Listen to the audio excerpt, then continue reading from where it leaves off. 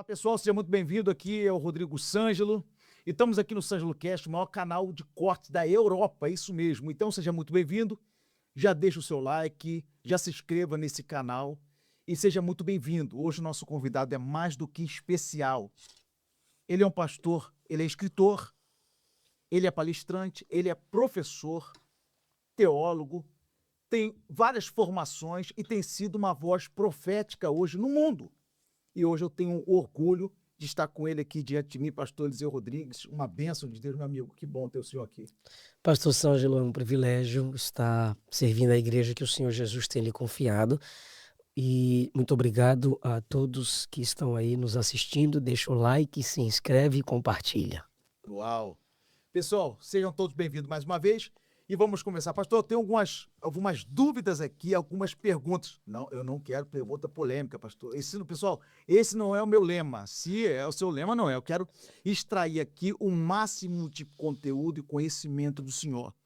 Nós estamos no meio de uma geração onde o cristianismo precisa ser propagado. Eu não estou falando daquele cristianismo, perdoe minha expressão, pastor, aquele cristianismo raso, Nutella, que tem simplesmente enfeitado, mas não está tendo conteúdo ou muito menos essência. E o que tem marcado o ministério do Senhor é a forma com que o Senhor se posiciona, a forma que o Senhor tem ministrado a palavra na vida de muitas pessoas.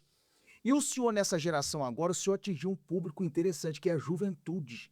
O senhor pegou um caminho e o senhor conseguiu se identificar com eles. Mas antes disso, eu gostaria que o senhor falasse um pouquinho do senhor, se apresentasse, como é que foi o começo da caminhada do senhor. Quem é o pastor Eliseu Rodrigues? Sim, sim. Eu comecei na cidade de Ilhéus, Bahia. O senhor é baiano? Sou baiano. Não é baiano, não. Cadê o baiano? 5 anos de idade, eu fui cheio do Espírito Santo com a evidência inicial do falar em línguas. E a partir dali, a mente destrava, a timidez recai, se esvai, e eu comecei a pregar para o público infantil. A partir dos 7 anos, eu já cumpri agendas em congressos de criança, pelo menos no meu tempo era normal, era comum crianças pregarem para crianças. A partir dos 8, 9 anos, eu comecei já a pregar para um públicozinho maior, criança chegando na adolescência. A partir dos 12 eu já pregava círculos de orações, uma reunião das irmãs, jovens e adolescentes e jovens. Com 12 anos, fomos pregar num congresso de crianças em Brasília, minha mãe e eu. E eu gostei muito de Brasília, ali, Distrito Federal, na casa do casal que nos hospedou, irmão Erasmo, irmã Glória. E fiz uma oração de criança. Falei, Jesus, eu quero morar aqui. Eu, não, eu já vi que Brasília tinha mais oportunidades para mim. E eu orei, pedi isso para Jesus. E Jesus mostrou para minha mãe que eu deveria morar ali. E minha mãe não falou nada, só chorava. Minha mãe ficou muito triste. Jesus mostrou para a irmã Glória que ela deveria falar com a minha mãe que eu deveria morar em Brasília. Mas a irmã Glória também não falou nada, respeitando a dor da minha mãe. Aí, f- enquanto eu estava lá, foi no período do meu aniversário, de 12 para 13 anos. Fizeram um bolinho, quando eu acabei de pregar na igreja deles, bateram parabéns. E a irmã Glória, brincalhona como sempre, falou: faz um pedido. Falei: o pedido é que eu queria morar aqui. Olha isso. Meu Aqui Deus. aonde? Aqui em Brasília, na casa da senhora. A minha mãe começou a chorar, a irmã Glória começou a chorar e falar em línguas. Aí não entendi nada, e meu Erasmo também começou a adorar a Deus, porque ele sabia o que que Deus tinha falado com a irmã Glória. Meu Deus. Só que minha mãe não sabia que Deus tinha falado com a irmã Glória, mas minha mãe sabia o que Deus havia falado com ela, que eu deveria ficar em Brasília. Só que minha mãe chorava porque o meu pedido é o que Jesus tinha dito para ela. E a irmã Glória chorava porque o meu pedido é o que Jesus tinha dito para ela. E começaram a compartilhar uma experiência do outro. A irmã Glória falou: Jesus falou isso para mim. A minha mãe disse: mas Jesus falou isso para mim. Aí eu disse: e eu orei por isso. Ou seja, eu pedi e Jesus respondeu, mostrando a elas, que eram autoridade ali, a como fazer para que o meu desejo fosse realizado. Aí não tinha mais o que fazer. Minha mãe voltou para casa, chorando muito, e eu fiquei lá, muito feliz. Uau, com 12 anos. Com 2 anos de idade. Irmão Erasmo e irmã Glória começaram a cuidar de mim ali.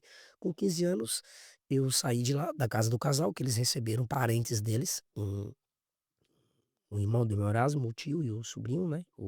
Esqueci o nome dele, mas o Gliris, eu lembro. Ficaram morando lá e eu fui para morar em outro local. E assim eu fui me desenvolvendo, trabalhando em Lava Jato, vendendo livro em porta de igreja, vendendo livros selecionados para pregadores. Eu ganhava desconto na CPAD. O Denis e a irmã Carla, que hoje são líderes da UMA-ADEB em Brasília, o Denis me dava desconto na CPAD. Eu pegava o metrô, andava quase 1 hora de metrô para chegar no plano piloto em Brasília e comprar meus livros com desconto. Pastor Edmilson da Rocha Eterna também, em Ceilândia, me vendia livros fiados para que quando eu pregasse durante a semana eu pagasse. Se eu quisesse estudar um tema novo, eu comprava um livro concernente ao tema, estudava, e quando eu recebia minhas ofertas, eu dividia entre mandar para a Bahia, dizimar, mandar para os meus pais na Bahia e pagar os meus livros. Eu comecei assim. Olha, quem não conhece a história do pastor Eliseu Rodrigues, vê agora o resultado, mas não viu que realmente o senhor sofreu no secreto. Porque Misericórdia. o senhor abriu mão da infância, Assim, amado. todo Natal eu chorava, solidão, com saudade dos meus irmãos. Somos 6, né? 5 homens e uma menina. Então eu lembrava dos meus irmãos brincando na rua, a gente brincando na rua, brincando em casa, dormindo tarde, aquela coisa toda. Trocou a adolescência. Tudo isso pela palavra, pelo ministério. Quando eu saí da casa da minha glória com 15 anos, eu fui morar na IME Norte para trabalhar no Lava Jato.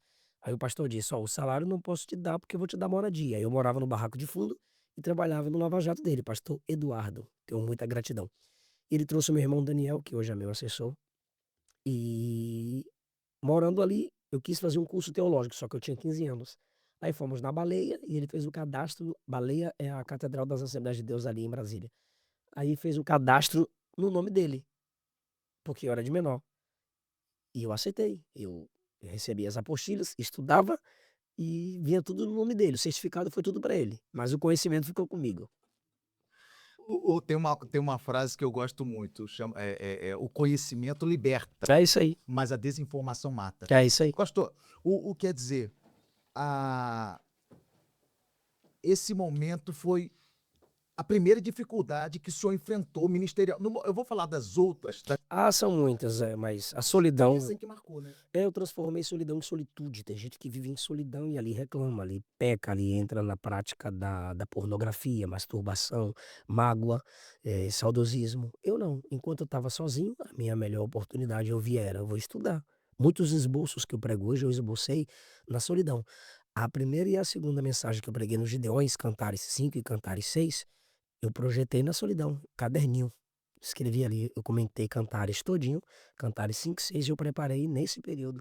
Nesse período que o senhor fica em Brasília, sua mãe retorna para a Bahia, a família que retorna para a Bahia, a sua família lá, o seu pai e sua mãe, vivia numa situação confortável? Ou Não, muito difícil, muito difícil. que eu vi que o senhor falou que Eu mandava um dinheiro para ajudá-los. o senhor sozinho Sim, em Brasília, o sim. senhor dividia o seu tempo com o trabalho, Estudo, com estudo, pregação. pregação, e mesmo assim o senhor já estava sendo um provedor para a família. Sim. Um José, Deus sempre falou desde a infância que eu seria um José na minha família. E começou muito cedo, pastor. Sim. Então, e isso marcou, e foi uma forma que Deus também te blindou, porque hoje, para quem olha o pastor Eliseu, a gente vê todo fruto, toda vez que Deus nos exalta, automaticamente vem problemas, polêmicas, muitas pessoas se levantando contra o Senhor, às vezes pela forma com que Deus tem te levantado. É mais ou menos José, né? Deus levanta José, mostra para ele, né? Começa a dar direcionamentos para ele, mas no meio do caminho ele é arrebentado. Pessoas se levantam, mas o interessante de José é que quanto mais ele apanhava, mais Deus o exaltava. E o senhor está indo por esse caminho, porque Deus tem lhe exaltado. A gente vê que o senhor, eu não digo que o senhor é polêmico, o senhor se defende das polêmicas que vêm atrás do senhor. Eu nunca causo, eu respondo. O senhor responde às polêmicas. O senhor está incomodando o inferno, pastor. Porque assim, principalmente sites de fofocas, fofocam, e os pregadores abaixam a cabeça para evitar mais problemas. Eu não abaixo a cabeça porque eu não estou na mão dessas pessoas, eu não estou na mão do sistema. É claro que eu faço parte de um sistema convencional, administrativo, um credo, um estilo de ministério. É um tipo de sistema. Mas existem sistemas que são podres, são sujos em todo local. A palavra de Deus é pura, sua vida é pura, sua família é pura se você coloca a palavra como base para seu ministério, para o seu estilo de vida, para o seu estilo de pregação e família. Então, claro que eu não vou responder a todos, mas existem coisas que são pesadas demais. E não é nem pela preocupação aos que mentem, é a preocupação com o simples, com os incautos que me seguem. E se eu tenho um público grande no Instagram, no Facebook, no YouTube, eu preciso dar satisfação também a esse público, porque eu sou responsável pelas pessoas que eu conquisto. E sempre que eu respondo, alguns irmãos de um exemplo, esses dias comentaram assim na minha rede social. eh, eu não vi Neemias colocar seus inimigos na justiça, por exemplo. A lei dos homens foi estabelecida para nós nos valermos dela. Ponto um. Ponto 2. Toda verdade é a verdade de Deus. Então, a gente deve, a qualquer preço, lutar pela verdade. Terceiro, existem sempre duas versões. E existem pessoas que têm facilidade de dar credibilidade a uma fofoca que é bem enfeitada. E toda mentira ela tem que ser enfeitada para gerar impacto. Mas a verdade, quanto mais simples, é impactante. E nessa geração, quem quer a simplicidade da verdade? As pessoas preferem o enfeite das mentiras, igual a gente pregou aqui hoje. O quarto ponto é que eu não posso levar o meu irmão à justiça, desde que ele se comporte como um irmão em Cristo. Então, alguém falou algo de mim, pastor Abílio falou algo contra mim. Mas um dia depois, em menos de 24 horas, ele já pediu perdão. É meu irmão. Ele se comportou como um irmão. Agora a pessoa fala mal, fala mal, fala mal, fala mal, fala mal. Só fala mal. Tem acesso a mim para fazer perguntas, para entender o meu lado da versão e continuar contando mentiras e fofocas. Então essa pessoa já está se comportando como ímpia. Como essa pessoa está se comportando como ímpia, apesar de eu ter chamado essa pessoa no pessoal e dado minhas explicações, ela continua publicamente me caluniando, então ela já está excluída da comunhão dos santos, porque já teve a tentativa de contato privado e a pessoa continua pecando. Então, nesse momento, essa pessoa deve ser levada à justiça. Se mentindo. Mentira. Isso é uma calúnia. É mentira, é calúnia, é fofoca. Falso testemunho. Como eu sou uma pessoa pública, qualquer pessoa pode falar, meus vídeos estão aí, podem me corrigir, eu aprendo, até com os caluniadores eu aprendo, a não ser como eles, até com as análises dos fofoqueiros eu aprendo. Mas é preciso ter sinceridade, é preciso ter pesquisa, é preciso entender os dois lados. É preciso saber que existem bastidores que a ninguém se deve a satisfação. Existem coisas que é entre eu e minha família, existem coisas que é entre eu e meu pastor, entre eu e minha convenção, é entre eu e quem me convidou, é entre eu e eu mesmo e acabou eu e Jesus. Existem coisas que você tem que respeitar limite. A sua liberdade acaba onde a minha começa. Então, se a minha liberdade vai até aqui, a sua vai até aí. Adoado, cada um no seu quadrado. Então, se até aqui essa é a minha liberdade, a sua é daí para lá. A gente tem que respeitar os limites uns dos outros. E os caluniadores e fofoqueiros não respeitam isso. Então, comentaram assim: eu queria saber se Neemias colocaria seus inimigos na justiça, porque Neemias só orou. Eu disse: não. Neemias orou, mas pegou em arma. Neemias orou, mas armou os que estavam com ele. Neemias orou, mas fez reuniões. Neemias orou, mas respondeu os seus opositores. Neemias orou, mas não desistiu da obra. Então, orar sem trabalhar é zombar de Deus. Trabalhar sem orar e se alegrar só pelo resultado de suas obras é roubar a glória de Deus. Olha, meu Deus. E o mais interessante disso é que eles cria essa narrativa e há aqueles que aplaudem, Sim. E a maioria, tá, pastor? aqueles que se calam. E eu acho que é um momento para você que é cristão, para você que é cristão, para você que é líder. Hoje foi o pastor, amanhã vai ser você, depois vai ser eu. É uma questão de, no meu posicionamento, de cancelamento. Você que é cristão, que anda pela verdade, é um canal que você tem que tem que cancelar a sua subscrição disso aí. Não te edifica, pelo contrário, não soma, só divide. O posicionamento do senhor é muito importante. O que o senhor acha que está faltando na vida de muitos pregadores dessa nova geração? O confronto, o posicionamento, pastor, porque nós não podemos nos calar. Hoje é com o senhor, amanhã é comigo. Muita gente odeia o pastor Silas Malafaia por uma razão, posicionamento. O pastor Silas tem lado. Muita gente não suporta o pastor Marco Feliciano porque ele tem lado. Acabou, o cara se posiciona e tem lado. Não, mas a maioria na nação brasileira querem ser neutros, pastor.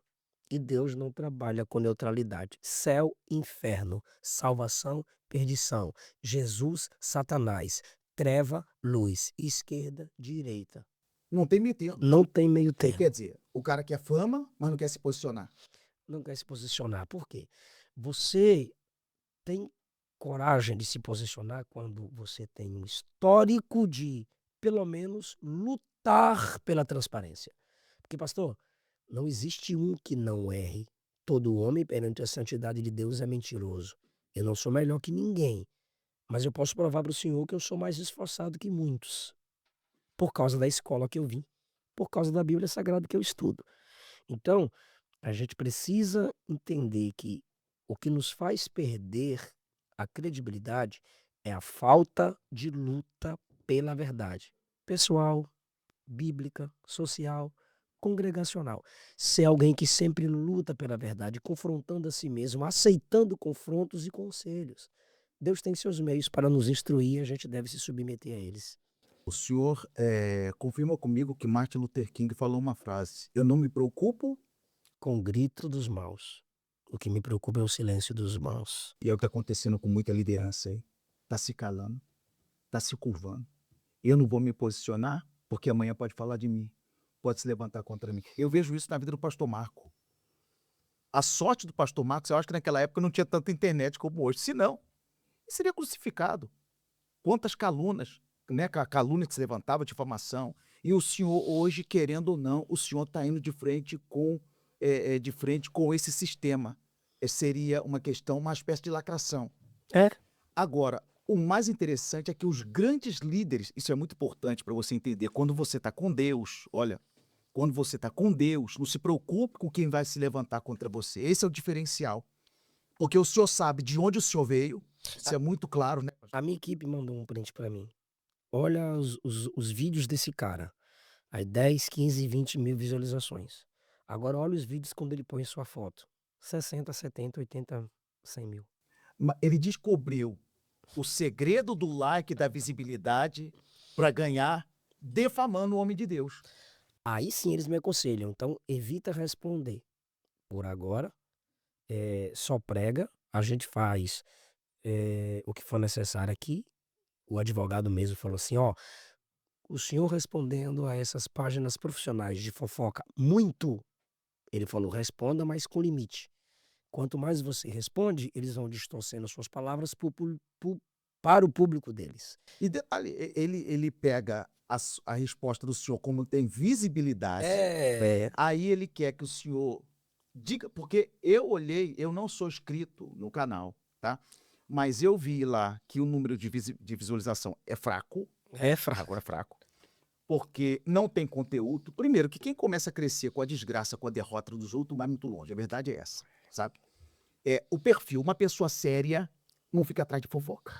Pastor, quem me conhece não vai deixar de me amar pela calúnia. Quem não me conhece não vai passar a me amar pela minha defesa. Entende? Quem me conhece não vai deixar de me amar porque alguém me caluniou. E quem não me conhece não vai passar a me admirar só porque eu me defendi. Então eu me defendo não pensando no outro, mas simplesmente pela verdade. Porque quem me ama, para quem me ama, eu não preciso explicar. E para quem me odeia, não adianta eu explicar. Uau. Como é que é? Quem me ama? Para quem me ama, eu não preciso explicar. E para quem me odeia, não adianta eu explicar. O exemplo vai na frente, né? O posicionamento. E o tempo? O tempo. O tempo revela muita coisa. Não sara tudo, mas revela muita coisa. Qual a palavra que o senhor tem para dizer para esses novos pregadores que estão começando, né? Principalmente aqui na Europa. A Europa que... O avivamento saiu daqui, pastor. O avivamento saiu da Europa e hoje a Europa passa por um colapso. A gente olha hoje para a Inglaterra, para a Bélgica, para uns países, o cristianismo que está sendo sufocado. E nós louvamos a Deus por grandes homens de Deus que têm vindo para cá. O senhor viu o povo sedento hoje com a palavra que o senhor ministrou aqui, o povo sedento. Qual foi a impressão que o senhor está tendo hoje aqui da Europa? O senhor acredita na possibilidade de um novo avivamento? Porque a gente depende dos pregadores que vêm para cá para avivar.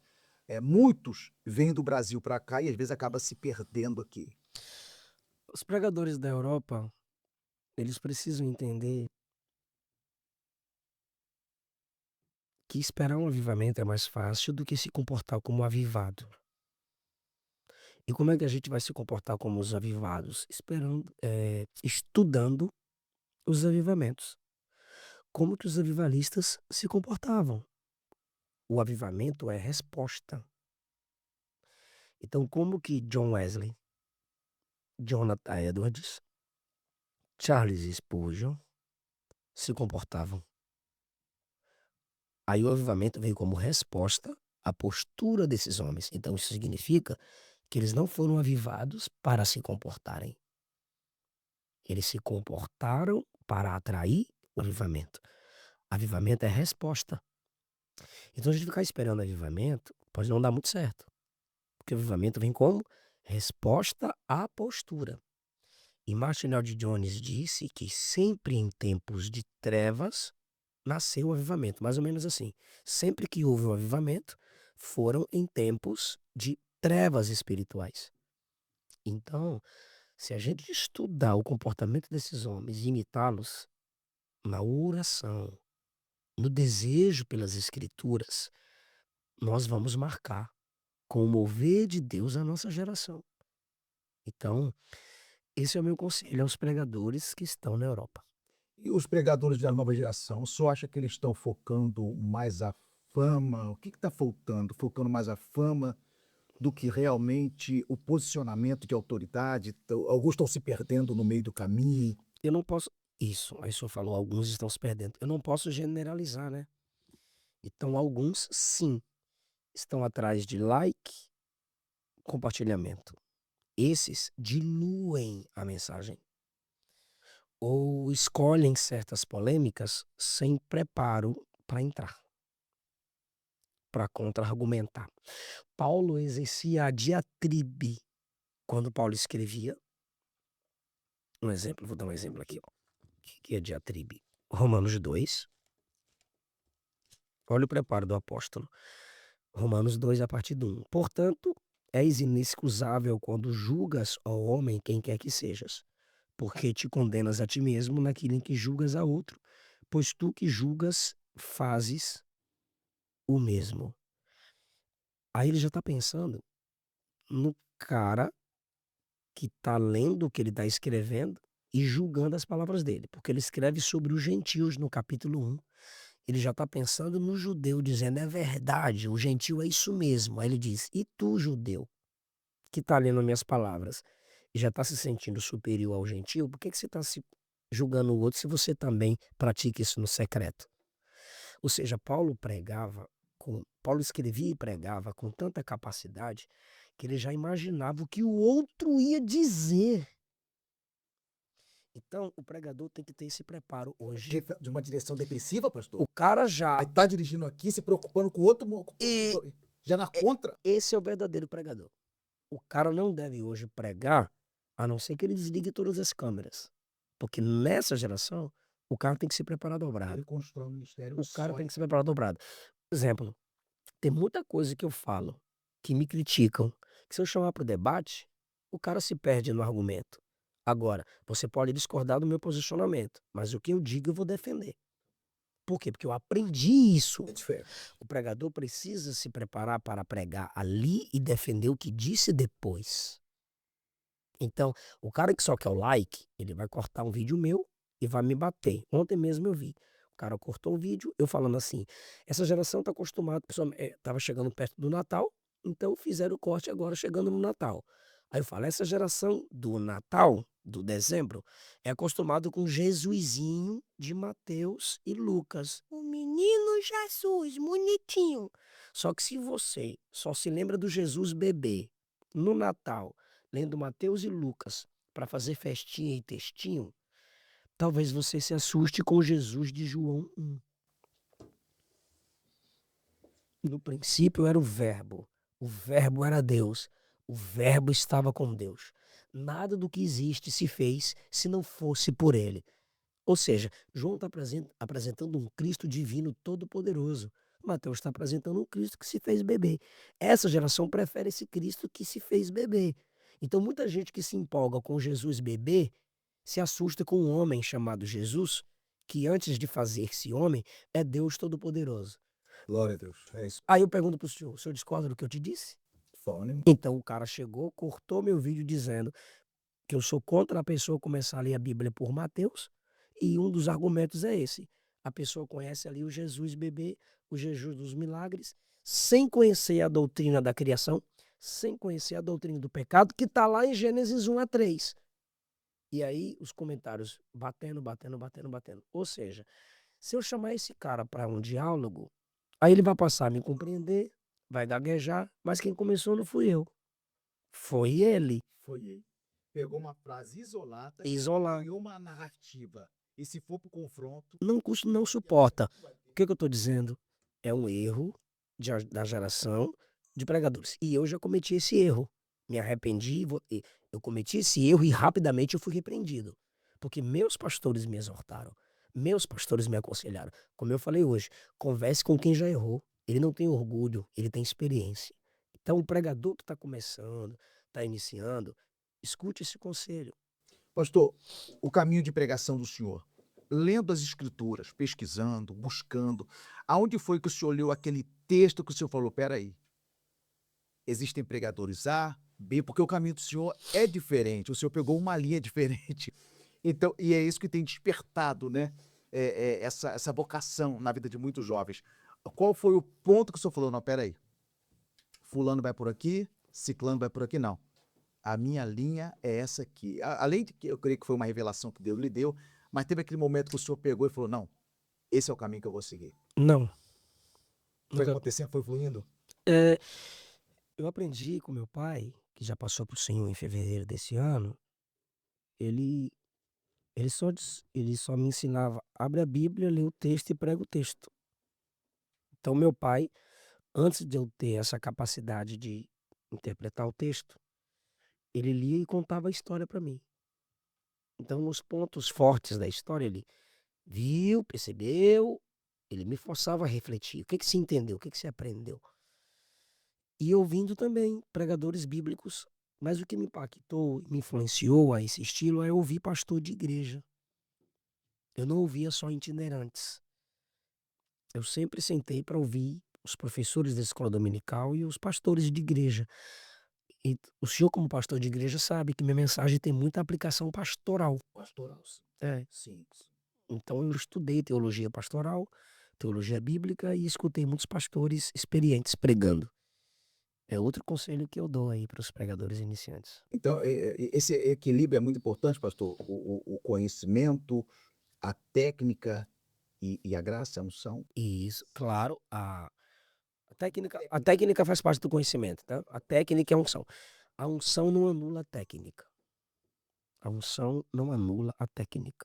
Por exemplo, o, o pregador, ele tem a técnica vocal, ele tem a técnica do diafragma, ele tem a técnica da postura no púlpito. Isso se trabalha na homilética.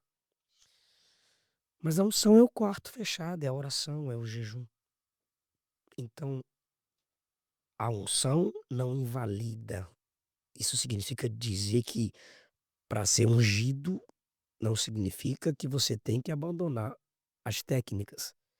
Introdução, que hora e quanto tempo a introdução, que momento expor o texto, que momento aplica o texto e que momento encerra a mensagem.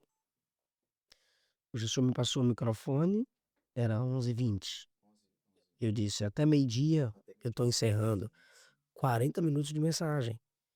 John Stott disse, pregue até 2 horas, mas o povo tem que pensar que sua mensagem foi 20 minutos. Ou seja, agradável e leve. Se você quer pregar 2 horas e o povo sai cansado, fadigado, então, sua mensagem, meio e fim. Outra coisa é, ainda que você exorte, apresente a graça. Porque se você só exorta,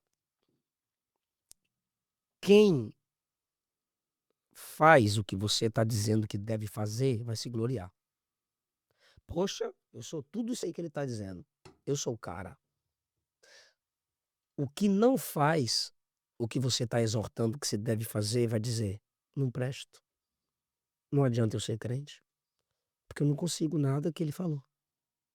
Mas quando você apresenta que é a graça que capacita, que é Jesus que é o maior, Como eu frisei hoje, eu não estou aqui para você olhar para Judas nem para mim.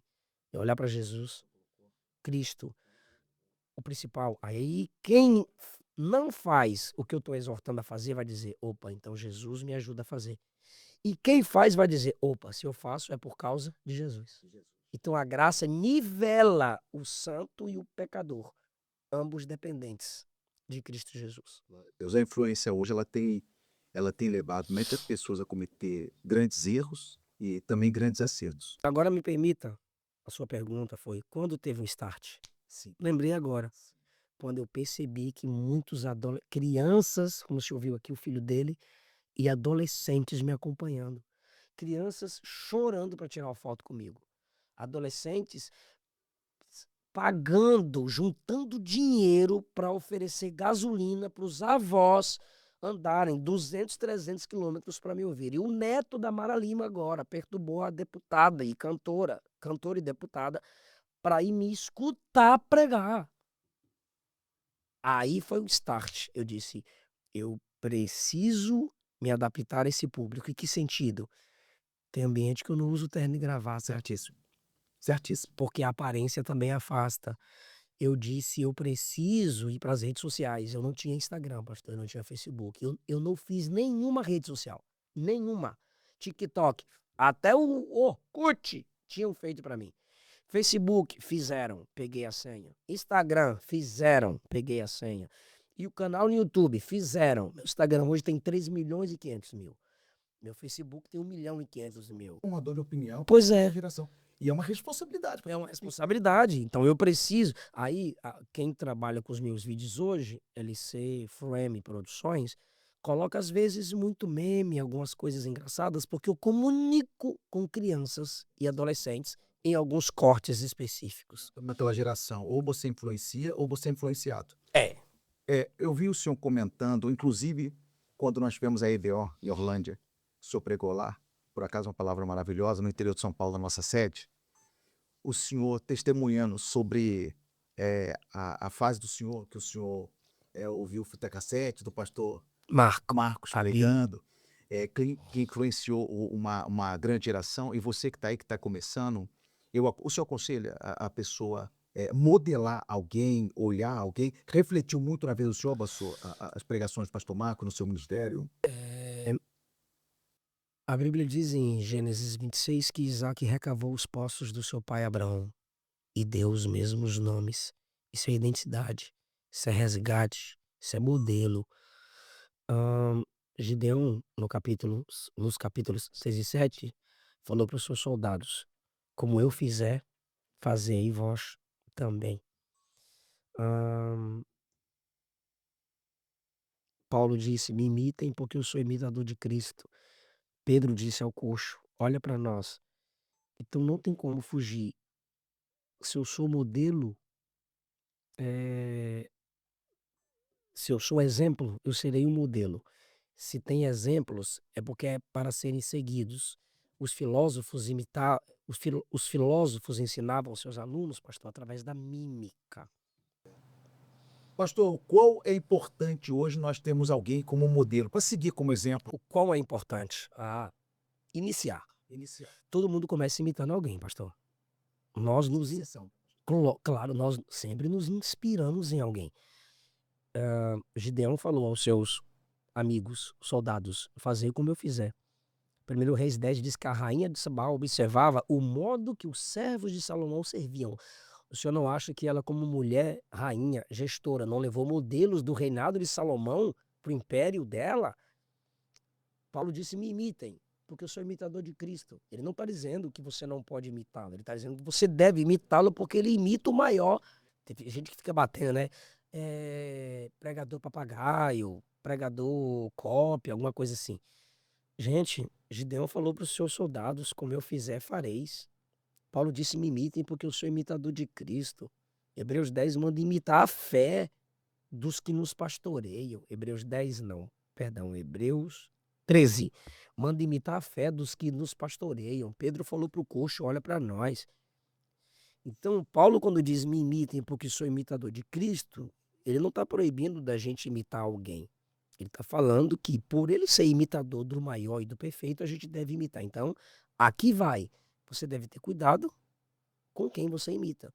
Os filósofos ensinavam os seus alunos e dos inícios do processo de aprendizado filosofal era a mímica. Porque as técnicas são: eu faço e você me assiste. Segundo, eu faço e você faz comigo. É o professor dizendo.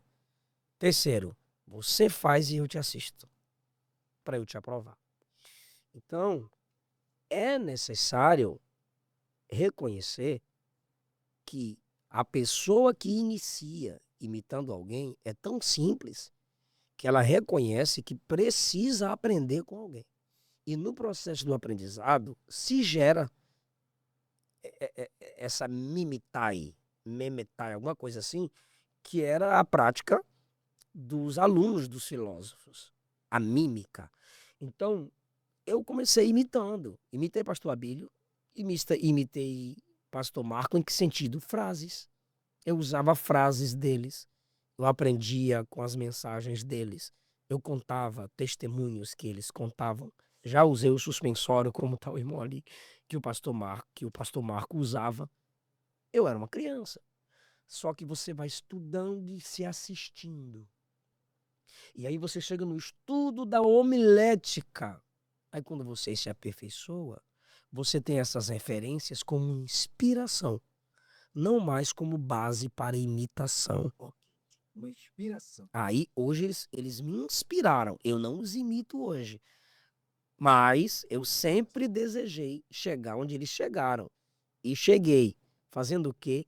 Imitando-os. É como aquela frase: quer chegar onde eu cheguei, tenta passar por onde eu passei. E é muito impactante ouvir isso da Agora, pessoa. quem se limita a imitar, se autolimita. Eu imitei para começar. Eu não me limitei a sempre imitá-los. O senhor se descobriu no meio do caminho. Através deles. Todo mundo se projeta em alguém. Postei um videozinho ontem, eu com saudade das músicas de Edinaldo do Rio, junto com o João ali. Eu vi ontem. Você ouviu minha filha? Meio timidazinha, tentando imitar a mãozinha do papai. Todo mundo começa imitando. E eu achei muito bacana da parte do senhor, quando o senhor esteve na nossa EBO, na nossa sede ministrando lá, uma palavra maravilhosa, e o senhor contou a história, a trajetória que o senhor via, a fita do pastor Marco Feliciano lá, e seu pai falava: filho, mas de novo, você está vendo a fita aí e tal.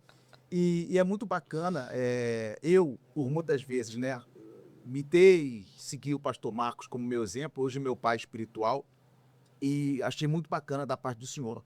E saber que naquele momento, naquela fase, ele inspirou o senhor. E hoje, olha como são as coisas. No meio, o senhor tirando ele e outros pregadores como modelo, Deus lhe permite o senhor criar sua própria identidade agora como pregador. E hoje o senhor é inspiração para muitas pessoas. Ou é um peso hoje, né, pastor? Saber que tem pessoas que estão ali assistindo e só não ia assistindo, porque elas acabam lhe copiando de várias maneiras, como pai, como pregador, Sim. como professor. O senhor se tornou uma autoridade hoje Glória a no Deus. mundo espiritual para muitas pessoas. Isso é muito gratificante E é pesado. e é pesado. Mas eu preciso viver em santidade, não por isso, mas que eu entenda que isso é o resultado de minha postura processual. Eu não sou o Eliseu de hoje. Eu sou Eliseu da infância, adolescência, juventude, casado, pastor. Depois da ministração do senhor, as duas almas aceitaram Jesus. Qual seriam dois conselhos que o senhor, ou três, que o senhor possa passar para uma pessoa que acabou agora de aceitar Jesus Cristo? Qual é o fundamento, que é o principal que ela deve seguir para se manter firme? Assim, a pessoa só vem a Cristo quando o Espírito Santo a atrai. A pessoa só vem ao Pai quando um filho a atrai. O Espírito Santo convenciona do pecado e o filho entrega ao Pai essa pessoa. É um atraindo para o outro. A gente pode chamar isso de pericorese, a dança da trindade, o mover da trindade. É um honrando o outro através da igreja. E o Espírito convence, o Filho justifica, o Pai decreta a justiça, o Espírito Santo vai santificando, a capacidade do Espírito gera no homem o caráter do filho, e isso é maravilhoso. É uma doutrina profunda. O que eu estou querendo dizer para essas pessoas é: existem processos agora. A fé vem pelo ouvir e o ouvir pela palavra. A partir de agora você precisa congregar, fazer parte dessa família, descer as águas, que é a prova pública de que você já morreu para o mundo. Você não morre quando você desce as águas. Você está sendo sepultado. Descer as águas é um sepultamento, só se sepulta quem já morreu. Então você está declarando publicamente que agora você pertence a Cristo Jesus, e o sepultamento ali está te colocando no corpo da igreja. É o batismo que Paulo fala em 1 Coríntios, capítulo 12, batizados em um corpo. É o Espírito Santo te colocando no corpo de Cristo, que é a igreja. Então, meu conselho é: congregue, seja instruído pela igreja que você congrega. Estude as escrituras, não leia. A maioria das religiões vivem de rezas. Evangelho é estudar as escrituras, crescer na graça, examinar as escrituras, meditar dia e noite. Josué 1, o salmista no Salmo 119. Então, Jesus contra os homens que não examinavam as escrituras. Então, as escrituras é para ser meditada. E não espere muito tempo para compartilhar o evangelho. Teologia a gente aprende enquanto compartilha. Fale de Deus. Fale para um amigo como foi o dia que você aceitou Jesus. Qual parte da mensagem te impactou? Por que que você foi à frente sem ninguém pegar na sua mão? Eu simplesmente perguntei: quem está com vontade? De quem quer? A pessoa veio e se entregou para Cristo. O que te motivou a chegar? O que você sentiu? Paulo começou seu ministério contando seu testemunho. Paulo, por que que você não pode começar assim? Glória a Deus. Maravilha. Pastor, o que está faltando no altar hoje na visão do senhor em relação ao batismo de santo, busca com o Espírito Santo, os dons espirituais? O que está faltando hoje nos pregadores da atualidade no altar de Deus? O altar, pastor, é um ambiente de sacrifício e não o púlpito da exposição. Púlpito você expõe aquilo que o preço você pagou em jejum e oração no secreto. Então o púlpito é um ambiente, é uma plataforma elevada. O altar é sua vida de sacrifício. Então o que está faltando, pastor, é o sacrifício na leitura. O cara veio me perguntar aqui depois do culto agora: pastor, qual conselho você me dá para quem está começando a pregar? Eu falei: estudar, não é ler, é estudar. Qual a diferença? Eu falei para ele: o que você escreve no celular e no iPad fica na memória deles. O que você anota manualmente fica na sua memória. O sacrifício do crente está em Romanos 12. Entregue seu corpo em sacrifício vivo, santo e agradável a Deus. Você não pode entregar o melhor na tribuna sem se entregar totalmente no secreto. O púlpito sempre será vitrine para quem não reconhece que o ministério é um altar de sacrifício. Agora, se você tem uma vida ministerial de sacrifício, de oração, jejum, matar a carne, aí sim você pode chegar no púlpito e o púlpito vai ser vitrine. Porque você vai expor publicamente o que Jesus te deu no secreto. Nesse sentido, o público é vitrine. Expor publicamente o que Jesus te deu no secreto. Agora ele será vitrine de vaidades para quem não morreu no seu quarto. Porque não há uma vida de noção, de espiritualidade, sem sacrifício, né, pastor? Sem sacrifício. Sem o Tem secreto. que ter sofrimento. Tem que ter sofrimento. Ninguém constrói uma vida ministerial. Eu imagino as humilhações que o senhor enfrentou, portas que foram fechadas para o senhor, pessoas que se levantaram contra o senhor no começo da caminhada. Eu acho que o senhor se considera que seria um improvável, pastor, do senhor estar onde o senhor está hoje? Em que sentido? No sentido das dificuldades que o senhor passou, de tudo que o senhor enfrentou, longe de casa, tendo que trabalhar, ainda tendo que ajudar a família. Eu sempre soube que eu chegaria onde eu cheguei. Glória a Deus. Por quê? Paulo disse assim: milite pela profecia que foi liberada sobre você. Mais ou menos assim. Acha o texto para mim, pastor, se você tá no Google. Ou na Bíblia aí, offline. Vai na primeira carta a Timóteo, coloca profecia. Milite. Sobre a profecia que veio sobre ti. Vê se ele te dá o texto, senão eu acho aqui. Porque qualquer erro meu hoje vira conteúdo, né? Deixa eu vigiar. Aqui, ó. 1 Timóteo 4,14. É esse? Peraí. Vê se foi esse que apareceu pro senhor.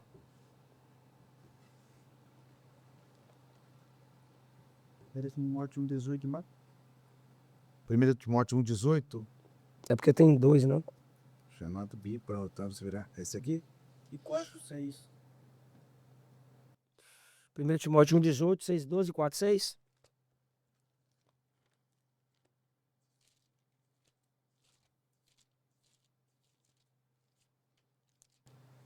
Boa milícia Ó, é isso aí. Qual é? não é uma luta física. Não. Aqui, ó. 1,18. Eu sempre soube onde eu chegaria. Eu sempre soube que eu chegaria onde eu cheguei. 1 Timóteo 1,18, Paulo disse: Este mandamento te dou, meu filho Timóteo, que, segundo as profecias que houve acerca de ti, milites por elas, boa milícia. É mais do que lutar para que a profecia se cumpra, porque se foi Deus que falou, ela vai se cumprir. É lutar se inspirando nelas, a partir delas, através delas.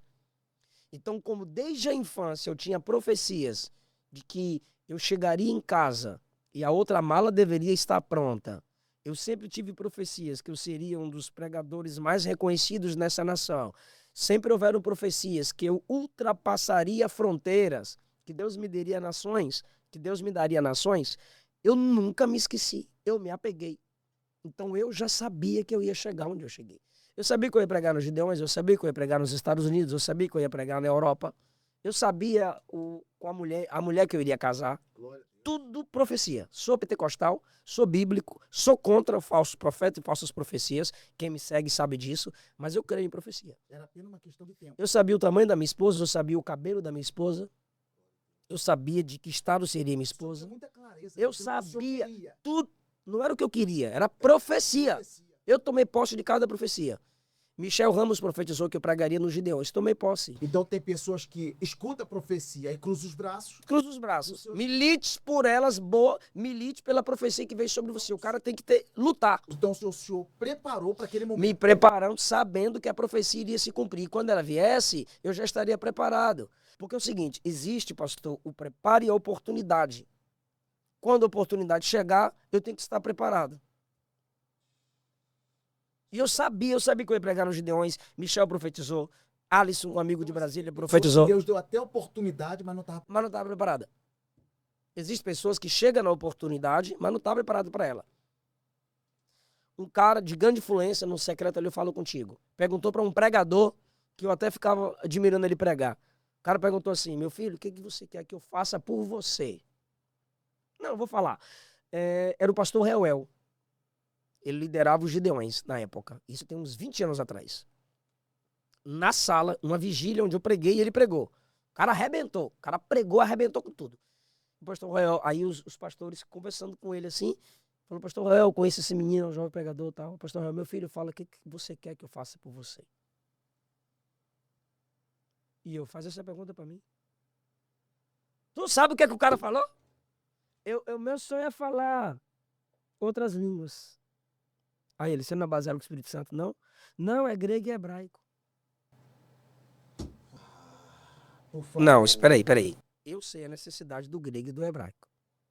Eu admiro eu consulto Átila Ribeiro e pastor Mateus Rangel. Eu consulto esses caras. Para mim são os melhores no Brasil hoje. Mas assim, o cara é pregador e tá na frente de um líder do maior evento missionário do mundo. O cara não estava preparado nem para pedir. Aí hoje ele não tem grego, não tem hebraico e não tem reconhecimento nacional. Pela mensagem que tinha, ele merecia. Tem pessoa que não sabe, não recebe até porque não sabe pedir, então já se concretizou aí, pastor. Tá na Bíblia. Tá vendo você que tá parado onde você tá aí, ó? Pastor, Para até para saber pedir. a minha esposa e eu, quando eu vendia livros, ela vendia chocolate. A gente pagava inscrições da convenção para eu fazer parte e não tínhamos condições de pagar a minha inscrição e a dela. Ela ficava na porta do prédio da igreja orando para eu ter uma oportunidade para dar uma palavra para obreiro na convenção. Eu só queria 5 minutos. Eu só queria. E ela ficava na porta me esperando, de 8 da manhã até o almoço. Aí a gente ia almoçar, aí voltava 2 horas. Eu ficava até 5, ela ficava na porta, do lado de fora. Algum pastor se reconhecia, deixava ela entrar, mas só entrava com inscrição. Aí à noite o culto era livre, eu tava lá. Eu chegava às 8 e saía às 10 da noite, esperando uma oportunidade, porque eu tinha palavra para obreiro. Quando alguém permitia, me reconhecia, me deixava falar 3, 4 minutos. E as portas foram se abrindo. Eu sabia que eu chegaria onde eu cheguei. Uau. Glória a Deus. Esse foi o caminho. Eu chegava nas livrarias e dizia, eu não tenho condições de pagar esse livro à vista, você confia em mim? E pelo que o senhor está dizendo, o senhor nunca teve uns costa quente, alguém cliente? Não, eu ia atrás. Alguém que foi... Pastor Edmilson da livraria, pastor Edmilson da livraria Rocha Eterna, pastor da igreja presbiteriana renovada em Ceilândia. Eu pedia, eu chegava nas livrarias e pedia. Muitas rejeitavam, não me conhecia, outras, vou acreditar em você. Leva o livro, deixa seu nome aqui. Porque é diferente de quem tem, quem indicam. Que quem tem... Claro. Eu nunca tive costa quente, nunca tive. Mas o senhor tinha clareza daquilo que o senhor... A minha esposa, ela juntou 5 mil reais, viu o pastor Cizino pedir para um projeto de crianças em Cuba. A gente juntou 5 mil reais pedindo amigos, pastor, hoje é pastor Edivaldo, Elvison, juntaram ali 5 mil reais com a minha esposa e me ajudaram aí nos Gideões, procurar o pastor Cizino e dar uma oferta para ajudar o projeto Cuba, das crianças. E eu ofertei e ganhei dele uma Bíblia para minha esposa. Ele falou assim, você vai pregar nos Gideões. Ele profetizou. O senhor pegou aquilo ali... Hoje, eu falei, eu creio, pastor, que eu vou pregar nos Gideões. Mas eu só fui ofertar na mão de Cicino. E o senhor se preparou. Né? A minha esposa foi comigo, a gente foi uma vez pregar em Joinville, e eu falei que eu queria conhecer o pavilhão. Eu não pedi para conhecer o ginásio, eu pedi para conhecer o pavilhão. Aquele púlpitozão lindo, vermelho. A minha esposa foi na minha frente, não subiu, e ficou colocando a mão. Senhor, meu marido vai pregar aqui, meu marido vai pregar aqui, meu marido vai pregar aqui. Aí pastor Adão Santos, o Edivaldo, o Elvis. O Elvis tem parente ali na igreja de Camboriú. Comunicou com o pastor Rael, comunicou com o pastor Cizino. O pastor Cizino só me recebeu para receber a oferta. O pastor Rael me colocou para pregar. Que maravilha. Era para eu pregar meio-dia em 2015. Um horário que os pregadores sabem que é mais vazio. As pessoas estão saindo do período da manhã e não almoçar. Quem está começando? Não é? E outros estão vindo ali com a marmita. Para não perder nada. Não é? Meio-dia. Normal. Era para eu pregar nesse horário. Aí fui atrasando 1 hora, 2 horas, 3 horas, 4 horas, 5 horas, 6 horas, 7 horas da noite. Quando as caravanas de São Paulo e Rio, as mais barulhentas, haviam chegado, foi o meu horário. Aí o fogo caiu, meu irmão. Eu já tinha preparado. O povo de São Paulo e Rio, o povo é... Pastor, como lidar com a fama, com o reconhecimento, porque o senhor é uma pessoa carismática, o senhor é humilde, pessoal, não é porque eu estou na frente do pastor, o senhor é um ser humano, o senhor é humilde. Isso aqui não é fingimento, não. Quem fica perto do pastor sente esse amor, esse carinho. Esse é o senhor. Como lidar com isso, pastor? Já estamos finalizando, mas como lidar com isso? Não perder a essência, a graça e não deixar que a soberba suba para a cabeça. Quem não sofreu não vai saber lidar com a fama. Estamos estragando muitas pessoas, dando a ela púlpito, oportunidade, fama, like, palco. Pastor, olha o que Paulo diz sobre o desenvolvimento ministerial. E hoje não tem como fugir. A internet está aí e quem se desenvolve ministerialmente alcança, sim, algum tipo de influência e fama. Não tem para onde fugir. Agora, nesse texto aqui, onde Paulo ensina sobre o pastorado e a liderança de homens e mulheres, ele diz que para liderar tem que ser apto, bora lá, versículo 2, irrepreensível, marido de uma mulher, vigilante, sóbrio, honesto, hospitaleiro, apto para ensinar, não dado ao vinho, não espancador, não cobiçoso de torpe ganância, moderado, não contencioso, não avarento, que governe bem a sua casa, tendo seus filhos com submissão, com modéstia. Quem não sabe governar sua própria casa vai cuidar da igreja de Deus, não neófito, inexperiente, para que, ensoberbecendo-se, não caia na condenação do diabo. Ou seja, o inexperiente na vida, na luta ministerial, vai ter dificuldade de ter fama e humildade ao mesmo tempo.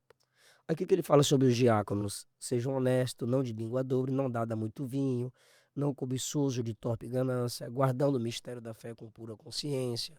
Primeiro sejam provados, depois sirvam.